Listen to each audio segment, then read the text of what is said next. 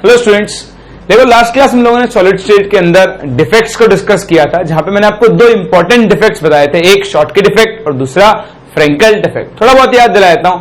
Schottky defect क्या होता था? शॉर्टकी डिफेक्ट होता था जब आपके लैटिस से पेयर के अंदर कैटायन एनायन दोनों क्या होते थे? मिसिंग होते थे, तो हम क्या बोलते थे? Schottky defect. और जब एक कैटायन अपनी जगह को छोड़कर इंटरस्टिशियल साइट्स को ऑक्यूपाई करता था, तो उसे हम क्या बोलते थे? Frenkel defect. बाद में हमने इसकी प्रॉपर्टीज और कॉन्सिक्वेंसेस डिस्कस किए थे। खैर, ये सब हम लोग पढ़ चुके हैं। आज हम आगे बढ़ रहे हैं और देखे जा रहे हैं दूसरे टाइप ऑफ डिफेक्ट्स को। जो शॉर्टकी और फ्रेंकल थे वो आपके स्टोइकियोमेट्रिक डिफेक्ट्स थे। आज हम डिस्कस करने जा रहे हैं अपने नॉन स्टोइकियोमेट्रिक डिफेक्ट्स को। तो नॉन स्टोइकियोमेट्रिक डिफेक्ट्स यानी यहां पर कंपाउंड का केमिकल कॉम्पोजिशन चेंज हो सकता है। ध्यान देना, स्टोइकियोमेट्रिक डिफेक्ट्स में हमने सीखा था कि कंपाउंड का केमिकल कॉम्पोजिशन चेंज नहीं होता है, लेकिन यहां पर कंपाउंड का केमिकल कॉम्पोजिशन चेंज हो सकता है। देखो, इन डिफेक्ट्स को हम दो पार्ट्स में क्लासिफाई करते हैं। पहला, जिसे हम बोलते हैं metal excess defect, metal excess defect, और जो दूसरा होता है वो होता है मेटल डेफिशिएंसी डिफेक्ट।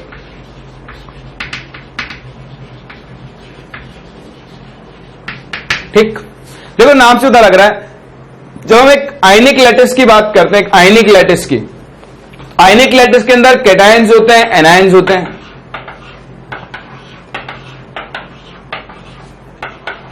है ना? तो कुछ कैटायन है, कुछ एनायंस है। कैटायंस जनरली मेटल से बने हुए होते हैं। यानी जब आप मेटल एक्सेस डिफेक्ट की बात करो, इसका मतलब क्या है कि जो आपके कैटायंस का नंबर है, जो कैटायंस का नंबर है वो एनायंस के नंबर से क्या होगा? ज्यादा होगा। यानी जब ये डिफेक्ट अराइज होगा तो इसमें से एनायंस मिस हो चुके होंगे, यानी एनायंस का नंबर कम हो चुका होगा और कैटायंस का नंबर क्या हो चुका होगा? बढ़ चुका होगा। तो जब किसी डिफेक्ट में कैटायंस का नंबर एनायन के नंबर से ज्यादा होगा तो उसे हम कौन सा डिफेक्ट बोलेंगे? Metal excess defect. सिमिलरली, जब कैटायंस का नंबर एनायन से कम होगा तो उसे हम कौन सा डिफेक्ट बोलेंगे? Metal deficiency defect. तो ये हमारे पास दो टाइप्स ऑफ डिफेक्ट है, एक मेटल एक्सेस डिफेक्ट और दूसरा मेटल डेफिशिएंसी डिफेक्ट। आओ एक एक करके दोनों को डिस्कस करते हैं और देखते हैं क्या होते हैं ये डिफेक्ट्स। वो पहला, मेटल एक्सेस डिफेक्ट। देखो, मेटल एक्सेस दो तरीके से दिखाया जा सकता है। This defect can arise by following two types.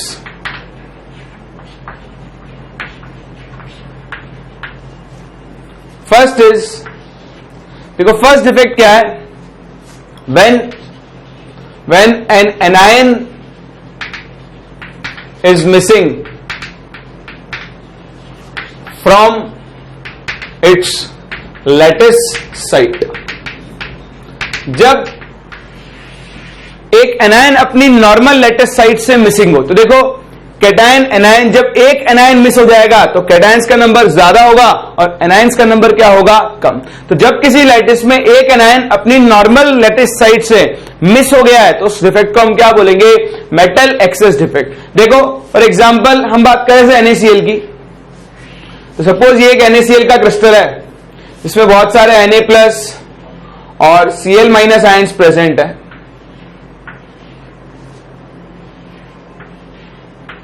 ठीक है, सिर्फ रिप्रेजेंटेशन के लिए, आप जानते हो एक्चुअली NaCl क्रिस्टल एग्जैक्टली ऐसा नहीं होता है, और हम तो सिर्फ रिप्रेजेंटेशन की बात कर रहे हैं।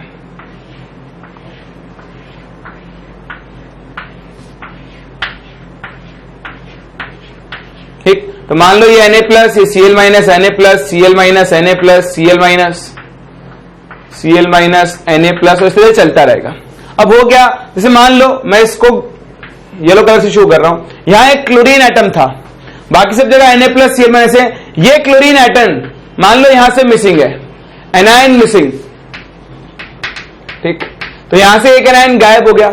अब एक एनायन गायब हो गया तो देखो ऑब्वियस सी बात है, पहले equal number of cation anions थे, अब एक एनायन कम हो गया तो कैटायंस का नंबर क्या हो चुका होगा? बढ़ चुका होगा। तो यहां पर कैटायन की एक्सेस हो चुकी है, इसलिए हम इसको क्या बोलते हैं? Metal excess defect. जैसे एक एनायन गायब होगा, इस क्रिस्टल की इलेक्ट्रिकल न्यूट्रलिटी डिस्टर्ब होगी, तो इलेक्ट्रिकल न्यूट्रलिटी को मेंटेन करने के लिए इस जगह पर एक इलेक्ट्रॉन आकर बैठ जाता है। कौन आकर बैठ जाता है? इलेक्ट्रॉन आकर बैठ जाता है और इस साइट को वो ऑक्यूपाई कर लेता है, जिससे आपकी इलेक्ट्रिकल न्यूट्रलिटी तो क्या रहती है? मेंटेन। अब ये जो इलेक्ट्रॉन आया, इस इलेक्ट्रॉन से क्या होता है? देखो हम लोगों ने एटॉमिक स्ट्रक्चर में पढ़ा था कि जब इलेक्ट्रॉन किसी एक लेवल से दूसरे लेवल पर एक्साइट होता है तो एनर्जी एब्जॉर्ब करता है, और जब वो वापस नीचे आता है तो वो एनर्जी एमिट करता है। एनर्जी के करस्पॉन्डिंग वो वेवलेंथ एमिट करता है, और वेवलेंथ के करस्पॉन्डिंग क्या करता है? वो कलर एमिट करता है। तो जब इस क्रिस्टल को कहीं से एनर्जी मिलेगी, मान लो आप क्रिस्टल को हीट कर रहे हो, तो हीट करोगे तो उस एनर्जी को इलेक्ट्रॉन एब्जॉर्ब करेगा और अपने ही लेवल्स के अंदर क्या करेगा? वो ऊपर जाएगा, एक्साइट होगा। एक्साइट होकर जब वो नीचे आएगा तो वो एक स्पेसिफिक कलर की लाइट को एमिट करेगा जो आपको दिखाई देती है। इसलिए बेसिकली क्या है ये क्रिस्टल, मैं आपको एग्जांपल दूं, NaCl crystal, NaCl on heating becomes yellow in colour. ठीक, NaCl का क्रिस्टल हीट करने पर कलर में कैसा होता है? येलो। क्यों हो जाता है? इस इलेक्ट्रॉन की वजह से। ये जो इलेक्ट्रॉन होता है, जब आप NaCl को हीट करोगे तो हीट को एब्जॉर्ब करके जब ये कलर एमिट करेगा तो ये कौन सा कलर एमिट करता है? Yellow colour. तो इस पूरे NaCl क्रिस्टल का कलर इस इलेक्ट्रॉन की वजह से होता है। इसलिए ये जो सेंटर बना, ये जो इलेक्ट्रॉन यहां पर आया, इसको हम बोलते हैं कलर सेंटर। क्या बोलते हैं? कलर सेंटर, या फिर हम इसको एफ सेंटर भी बोल सकते हैं। क्या बोल सकते हैं? F centre. तो इस NaCl क्रिस्टल का कलर क्यों आया? कलर आया ड्यू टू दिस इलेक्ट्रॉन, जिसने उस एनायन की जगह को ऑक्यूपाई कर लिया है। और अब ये इलेक्ट्रॉन एक्साइट होकर जब वापस से डीएक्साइट होगा तो एक डेफिनेट कलर की वेवलेंथ को एमिट करता है, जो हमको कलर की फॉर्म में दिखाई देती है। तो ध्यान रखना, NaCl, ये डायरेक्ट क्वेश्चन पूछ लेते हैं कि NaCl क्रिस्टल हीट करने पर येलो क्यों हो जाता है? किसकी वजह से हो जाता है? इस कलर सेंटर के क्रिएट होने की वजह से NaCl क्रिस्टल हीट करने पर येलो हो जाता है। और दूसरी चीज, कलर क्यों होता है? Colour is due to excitation of electron by absorbing energy, तो इलेक्ट्रॉन जब एक्साइट होकर वापस नीचे आता है तो जो वेवलेंथ एमिट करता है वही आपको कलर की फॉर्म में क्या होती है? दिखाई देती है। तो यही था अपना पहला डिफेक्ट, जिसको हम क्या बोलते हैं? Metal excess defect. आओ इसके लिए कुछ चीजें लिख लेते हैं, क्या होता है मेटल एक्सेस डिफेक्ट में। सबसे पहली चीज तो an anion is missing from its normal lattice site। ठीक, यहां पर क्या होता है कि एनायन अपनी नॉर्मल लैटिस साइट से मिस होता है, and the site is occupied by an electron. इस साइट को कौन ऑक्यूपाई कर लेता है? Electron. And the electrical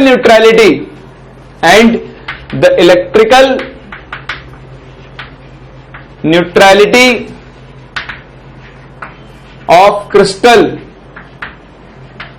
is maintained। ठीक, और क्रिस्टल की इलेक्ट्रिकल न्यूट्रलिटी क्या रहती है? मेंटेन रहती है। मैंने आपको बताया, यहां से एक एनायन मिस होगा, उस एनायन को इलेक्ट्रॉन ऑक्यूपाई कर लेगा उस जगह को, और क्रिस्टल की इलेक्ट्रिकल न्यूट्रलिटी पे कोई फर्क नहीं पड़ेगा। दूसरी चीज, द साइट ऑक्यूपाइड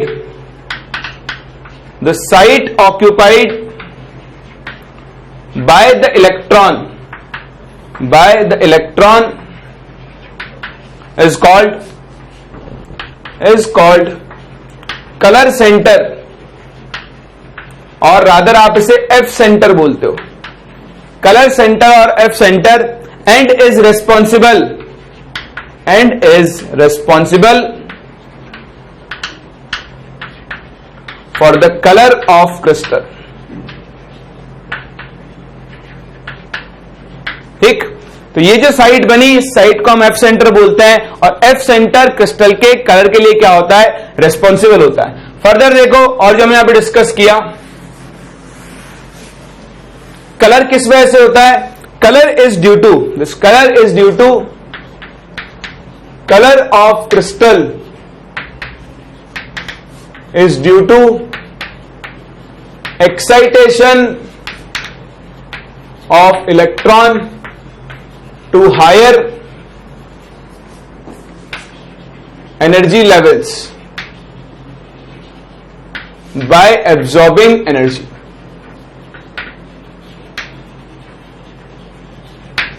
एक कलर किस वजह से होता है? इलेक्ट्रॉन का एनर्जी एब्जॉर्ब करके हायर लेवल्स पे एक्साइट होना, और जो वापस वहां से नीचे आएगा तो क्या करेगा? कलर एमिट करेगा। तीसरी चीज, एक और इंपॉर्टेंट चीज कि intensity of colour will increase with increase in number of F centers। जैसे जैसे F centers का नंबर बढ़ता जाएगा वैसे से कलर की इंटेंसिटी भी क्या होती जाएगी? इंक्रीज होती जाएगी। सो intensity of colour will increase with increase in number of F centers। अगली चीज जो आपको यहां पर देखनी है, दैट इज ये डिफेक्ट कहां पर, मतलब ये डिफेक्ट कहां ऑब्जर्व होगा? तो देखो, अगर आप यहां पर ध्यान दो तो ये कुछ फ्रेंकल शॉर्टकी टाइप का डिफेक्ट है। शॉर्टकी में एक कैटायन एनायन मिसिंग हुआ करते थे, लेकिन यहां पर क्या मिसिंग है? एक एनायन। तो सिंस ये शॉर्टकी टाइप का डिफेक्ट है, this is similar to Schottky, so this defect is similar to Schottky defect and is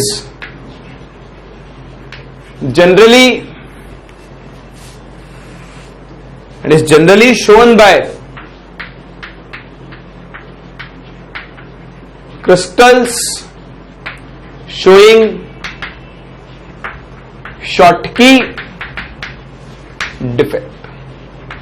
ठीक, ये जो आपका डिफेक्ट है ये शॉर्टकी डिफेक्ट की तरह ही होता है, इसलिए जनरली ये वो क्रिस्टल्स दिखाते हैं जिनके अंदर शॉर्टकी डिफेक्ट होता है। तो ये तो अपना पहला मेटल एक्सेस डिफेक्ट। देखो यहां पर कैटायन आयन का रेशियो गड़बड़ा गया है ना, गड़बड़ा गया है, इसलिए यहां पर कंपाउंड की स्टोइकियोमेट्री भी क्या होगी? चेंज। अब NaCl का फॉर्मूला NaCl नहीं रहेगा, कुछ और हो जाएगा। ठीक, तो इस तरह के डिफेक्ट को हम बोलते हैं नॉन स्टोइकियोमेट्रिक डिफेक्ट। इसमें था पहला आपका मेटल एक्सेस डिफेक्ट। कॉपी करो, फिर मूव करते हैं दूसरे डिफेक्ट की तरफ।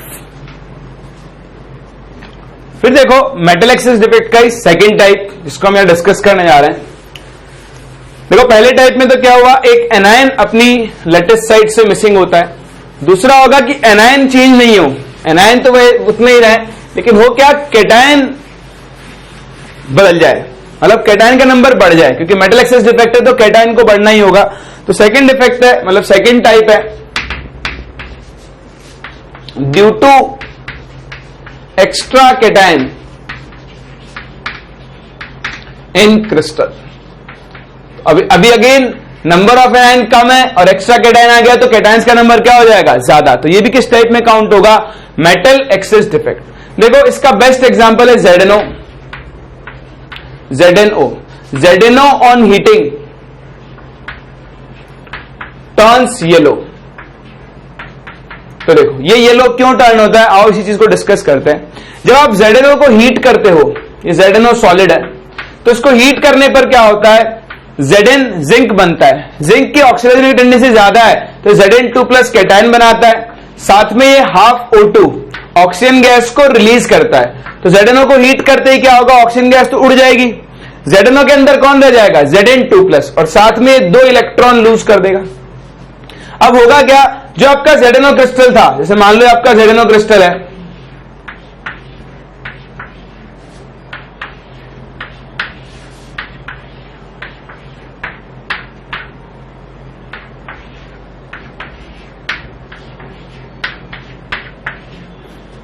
ये Zn2+ आयन है, ये आपका O2- आयन है। तो ये Zn2+, O2-, Zn2+, O2-। तो इस तरह से हम क्रिस्टल को कंप्लीट कर लेते हैं पहले। सॉरी ये उल्टा हो गया है, ये O2- आएगा और ये Zn2+। This will be Zn2+, this will be O2-, this will be O2-, this will be Zn2+, and this will be Zn2+, this will be O2-। ठीक, तो आपका एक ZnO का क्रिस्टल था, आपने इस क्रिस्टल को हीट किया तो क्या हुआ, कुछ Zn2+ आयंस फ्री हो गए।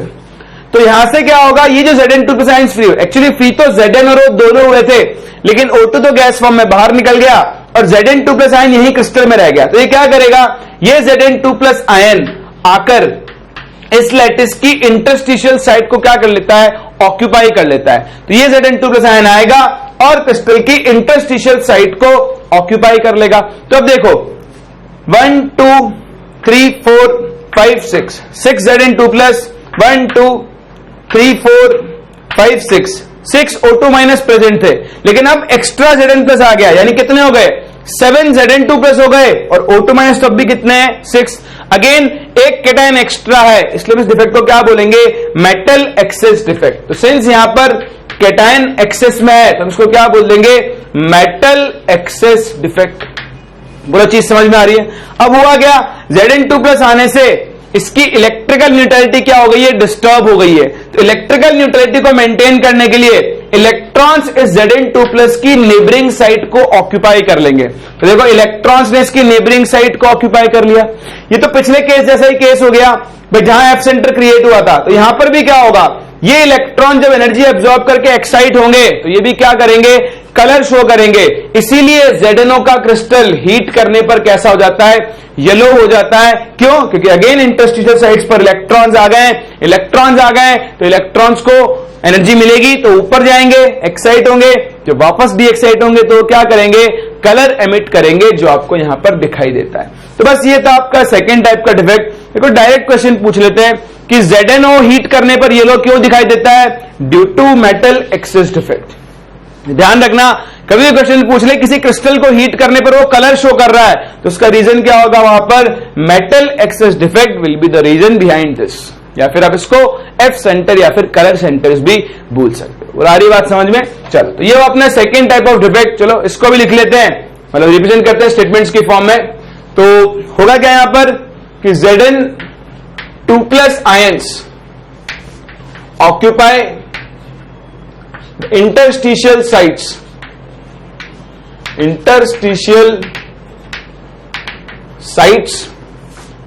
in ZnO crystal, and to maintain the electrical neutrality,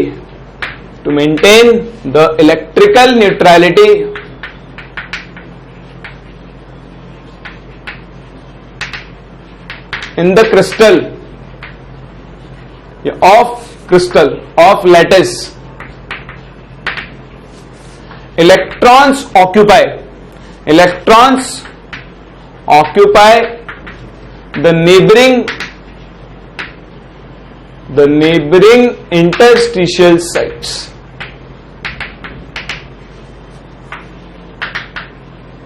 ठीक, तो ये इलेक्ट्रॉन क्या करते हैं, नेबरिंग इंटरस्टिशियल साइट्स को ऑक्यूपाई कर लेते हैं एंड इम्पार्ट कलर, और साथ साथ क्रिस्टल को कलर भी देते हैं, impart colour to the crystal.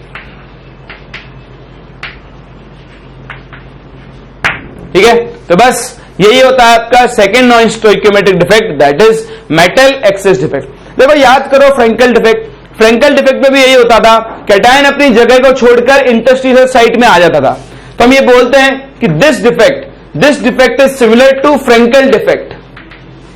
This defect is similar to Frenkel defect and is generally shown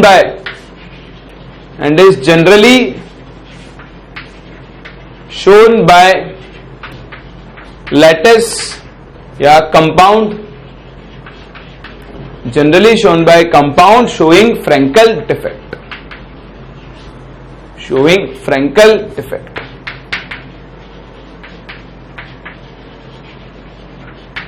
ठीक, चलो तो ये वो अपना second type of defect due to extra cation in crystal. तो ये तो अपने नॉन स्टोइकियोमेट्रिक डिफेक्ट, जिनके पहले टाइप के भी दो टाइप थे। पहला टाइप क्या था, एक्सेस कैटायन, यानी कैटायन का नंबर एनायन से क्या होगा, ज्यादा। दूसरा आएगा मेटल डेफिशिएंसी, यानी वहां पर कैटायन का नंबर क्या होगा, कम, और एनायन का नंबर क्या होगा, ज्यादा। तो आप इसे कॉपी करो, फिर मूव करते हैं अपने अगले डिफेक्ट की तरफ, that is metal deficiency defect. So देखो second type of defect, that is your metal deficiency defect.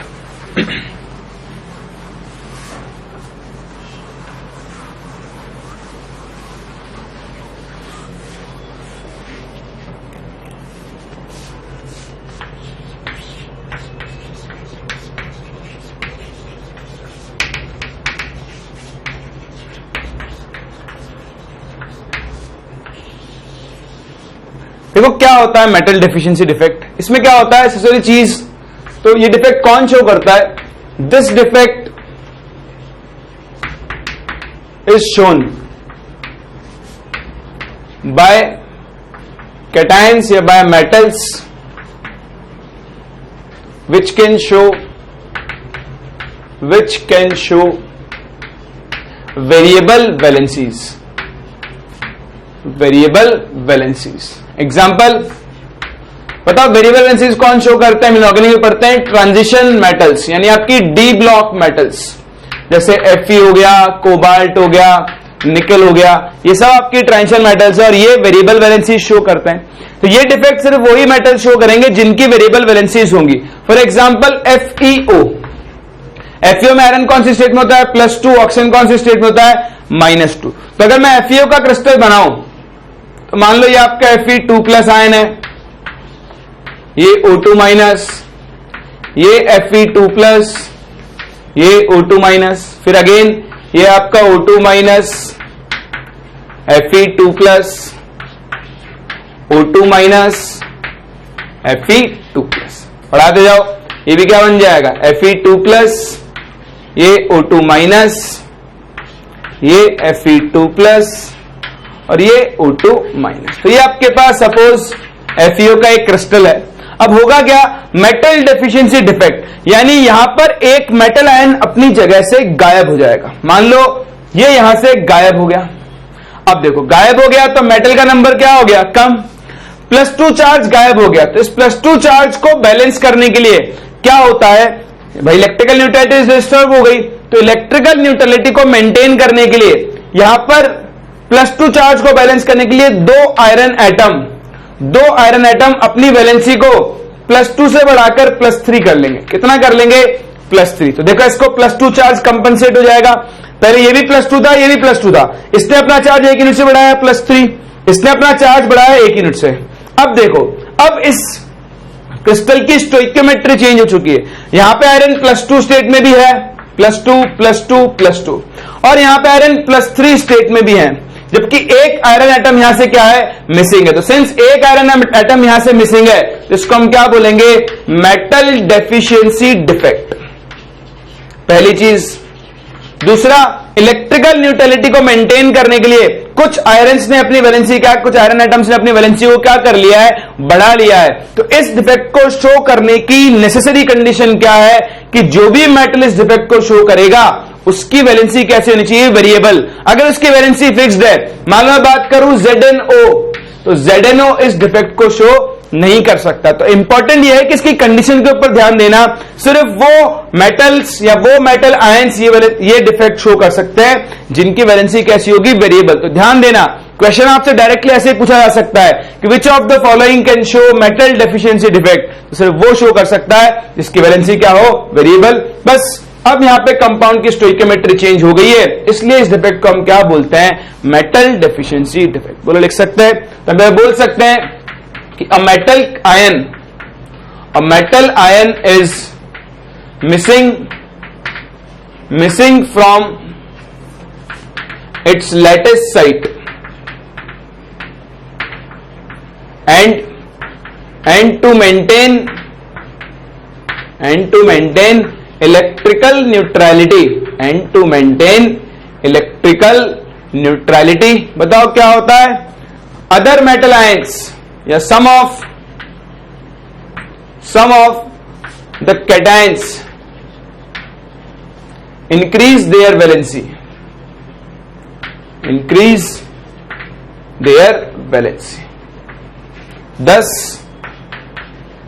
thus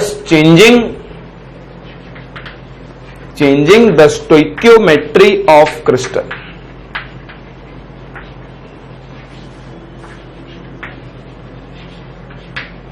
ठीक। अब इस आयरन ऑक्साइड का फॉर्मूला FeO नहीं रहेगा, कुछ Fe0.95O टाइप का हो जाएगा। ठीक, तो यहां पे आयरन +2 और +3 दोनों स्टेट्स में प्रेजेंट होगा। इसके ऊपर आपसे कभी कभी क्वेश्चन भी पूछ लेता है। देखो कैसा क्वेश्चन पूछता है, बोलता है कि आपके पास एक नॉन स्टोइकियोमेट्रिक कंपाउंड है, नॉन स्टोइकियोमेट्रिक कंपाउंड Fe0.96O। ठीक, पूछता है बताओ इसमें percentage of Fe2+ and Fe3+ ions कितना होगा। ठीक, तो देखो हम ये मान लेते हैं कि टोटल Fe है 100% ही होगा ना, उसमें से कुछ पार्ट है Fe2+ मान लो X और कुछ पार्ट है Fe3+ दैट इज 100 - X। 100 नहीं, टोटल कितना आपके पास 0.96, सॉरी टोटल Fe 0.96 है, तो 0.96 में से Fe2+ कितना होगा X, और बताओ Fe3+ कितना होगा 0.96 - X। बोलो लिख सकता हूं। आप देखो ये पूरा जो कंपाउंड है वो न्यूट्रल है, यानी चार्ज क्या रहेगा बैलेंस्ड, तो आप चार्ज को बैलेंस करो। बताओ टोटल +2 चार्ज कितना, एक आयरन पे 2 चार्ज तो X पे कितना होगा 2 × X प्लस बताओ एक आयरन पे 3 चार्ज तो 0.96 - X पे कितना होगा 3 × 0.96 - X प्लस कितना ऑक्सीजन है एक, और एक ऑक्सीजन पे चार्ज कितना होता है -2। This should be equal to क्या होना चाहिए 0। देखो अगर कंपाउंड न्यूट्रल है तो उसका नेट चार्ज कितना आना चाहिए 0। तो कभी ऐसे क्वेश्चन मिले जहां पर आपको इस कंपाउंड में परसेंटेज बताना हो अलग अलग स्टेट का, तो कुछ नहीं करना, सारे चार्जेस को बैलेंस करके 0 के इक्वल पुट कर दो। तो देखो वैल्यूज कैलकुलेट करते हैं, 2x प्लस ये बन जाएगा आपके पास 2.88 -3x -2 = 0। तो देखो 2x - 3x - x की वैल्यू इधर गई, 2.88 में से 2 गया तो कितना आ गया 0.88। अगर x की वैल्यू 0 है तो बताओ, सॉरी x की वैल्यू 0.88 है तो परसेंटेज ऑफ Fe2+ कितना हुआ 0.88/0.96 × 100। और यहां से हम percentage of Fe2+ ions calculate कर सकते हैं। बोलो कर सकते हैं। ध्यान देना कभी कभी आपसे ऐसे क्वेश्चन भी पूछ लेगा जिनको आप यहां से आसानी से सॉल्व कर सकते हो। कुछ नहीं करना, आपको सिर्फ और सिर्फ चार्ज बैलेंस करना है। तो ये था अपना मेटल डेफिशिएंसी डिफेक्ट। देखो मेटल डेफिशिएंसी डिफेक्ट को शो करने का एक और पॉसिबल तरीका है, पर वो पॉसिबल ही नहीं है प्रैक्टिकली। क्यों नहीं है देखो बताता हूं। मान लो ये आपके पास एक क्रिस्टल है, कैटायन, ये एनायन, ये कैटायन, ये एनायन, ये एनायन, ये कैटायन, ये एनायन, ये कैटायन, फिर से cation, anion, cation and anion. Connect करते जाओ।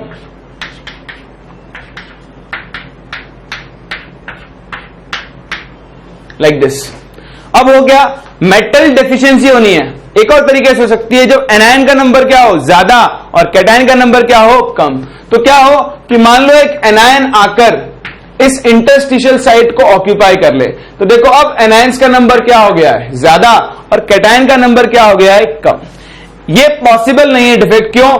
क्योंकि जो एनायन होता है उसकी साइज क्या होती है बहुत ज्यादा, तो लार्ज साइज की वजह से इसकी पॉसिबिलिटी बहुत कम है। भाई इंटरस्टिशियल साइट बहुत छोटी होती है, तो एक बड़ा आयन इंटरस्टिशियल साइट को ऑक्यूपाई नहीं कर सकता है, इसलिए ये वाली पॉसिबिलिटी खत्म हो जाती है। तो कभी बाय चांस ऑप्शन में आपको कंफ्यूज करने के लिए बोल दे कि जब एक एनायन इंटरस्टिशियल साइट को ऑक्यूपाई कर लेगा तब भी मेटल डेफिशिएंसी डिफेक्ट हो सकता है, बिल्कुल नहीं हो सकता, क्योंकि एनायन के इंटरस्टिशियल साइट को ऑक्यूपाई करने की जो प्रोबेबिलिटी है, जो पॉसिबिलिटी है, वो क्या होती है बहुत कम होती है। लाइव बात समझ में?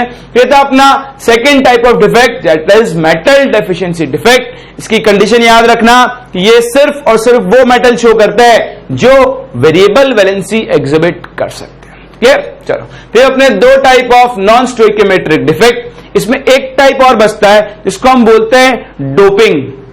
क्या होती है डोपिंग डिस्कस करते हैं, एक बार आप इसे कॉपी करो। चलो देखो third and the last defect, doping का नाम आपने फिजिक्स में सुन ही लिया होगा, जहां से आप पी टाइप और एन टाइप सेमीकंडक्टर्स बनाते हो। नहीं सुना है तो बहुत जल्दी सुन लोगे, ठीक? मुझसे नहीं, फिजिक्स वाले पढ़ाएंगे वो तो आपको। मैं तो आपको सिंपल एक डिफेक्ट पढ़ने जा रहा हूं जिसको मैं बोलता हूं इम्प्योरिटी डिफेक्ट। इम्प्योरिटी डिफेक्ट या फिर आप इसको डोपिंग के नाम से भी जानते हो। देखो नाम से तो लग रहा है, मैं यहां पर क्या करूंगा, एक क्रिस्टल के अंदर, एक आयनिक क्रिस्टल के अंदर कोई दूसरा कंपाउंड एज इंप्योरिटी ऐड कर दूंगा। फॉर एग्जांपल जैसे मेरे पास है सपोज NaCl, एक NaCl में आप ऐड कर दो SrCl2, NaCl एडेड विद, या रादर आप बोलो डोप्ड विद SrCl2। तो मैं NaCl में SrCl2 ऐड कर रहा हूं। देखो क्या होगा, ये आपका NaCl का क्रिस्टल है,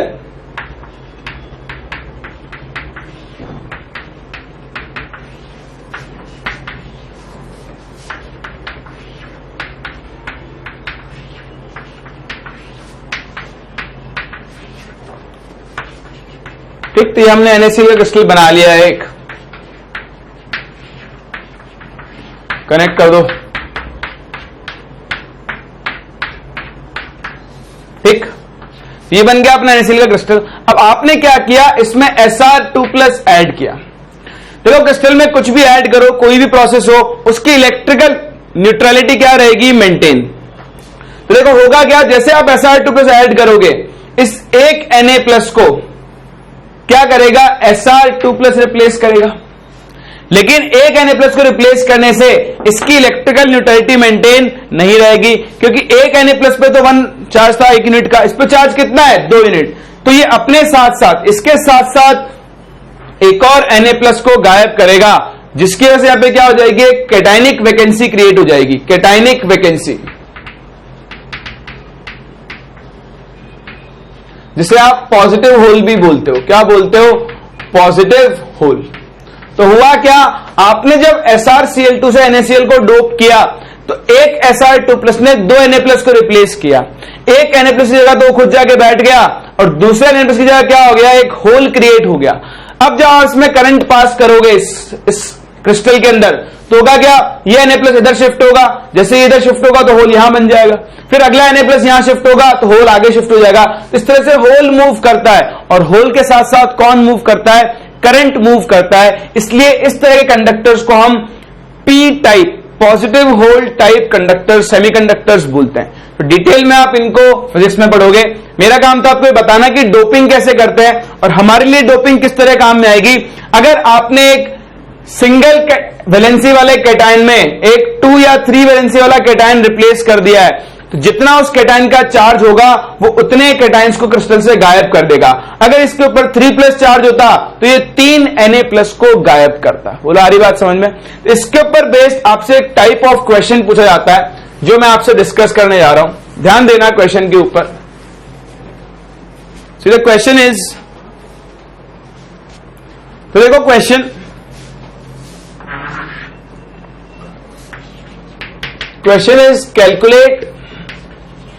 calculate the number of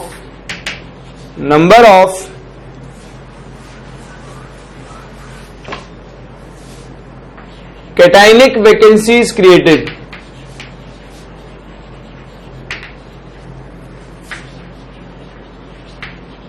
when NaCl is doped with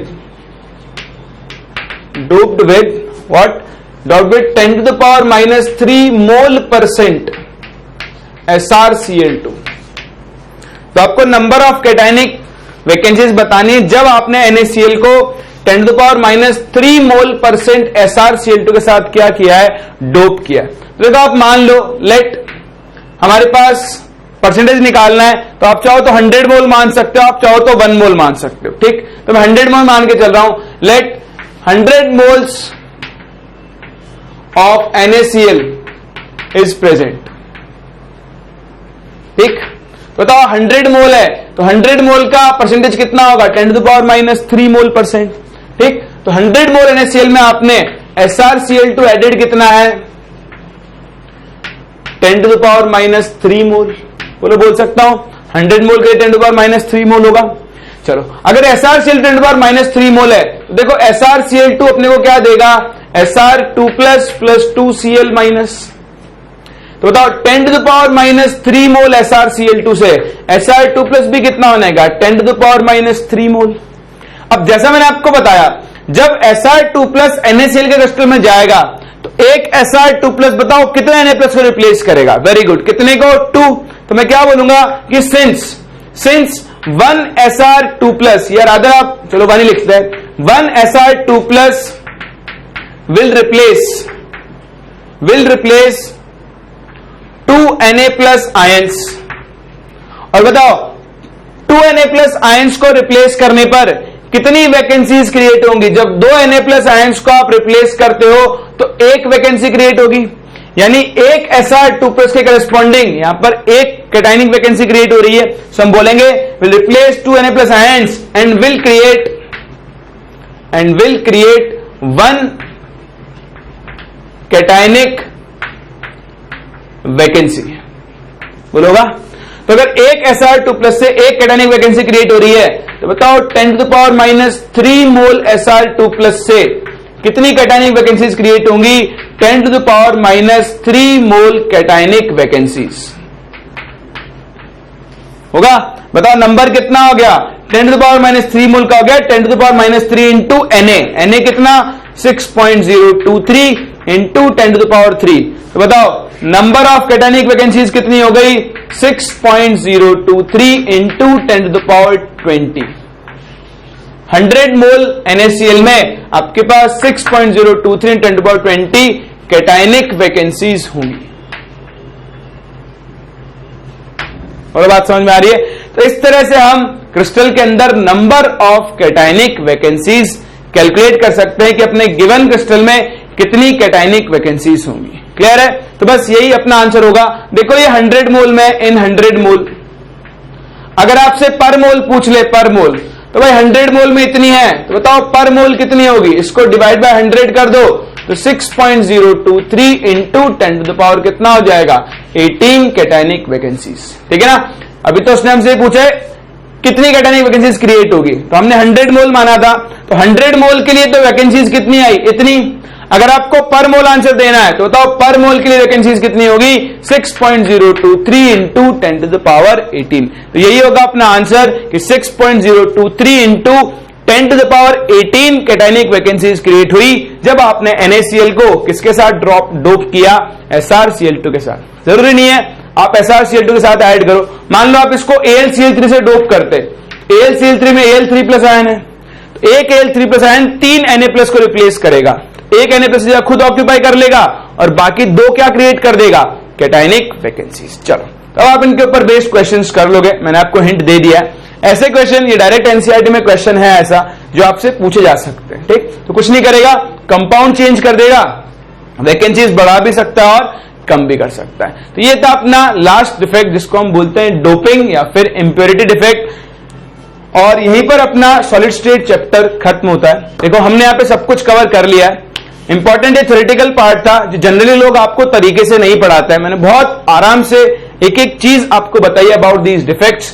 इनसे क्वेश्चंस डायरेक्टली पूछ लिए जाते हैं, तो आप आराम से इनको पढ़ना, थोड़ा सा आपको इनको प्रैक्टिस करना होगा, मतलब रिवाइज करना होगा, तभी आपको याद होंगे। तो इनको याद करने का बड़ा एक सिंपल सा तरीका है, आप रोज एक डिफेक्ट याद करने की कोशिश करो, 4 दिन में आपको सारे डिफेक्ट याद हो जाएंगे और उनको आप दोबारा कभी भूलोगे भी नहीं। क्लियर? चलो, तो मेरी तरफ से आपका सॉलिड स्टेट चैप्टर खत्म है। अब बस आपको प्रैक्टिस करनी है और अपने चैप्टर को तैयार करना है।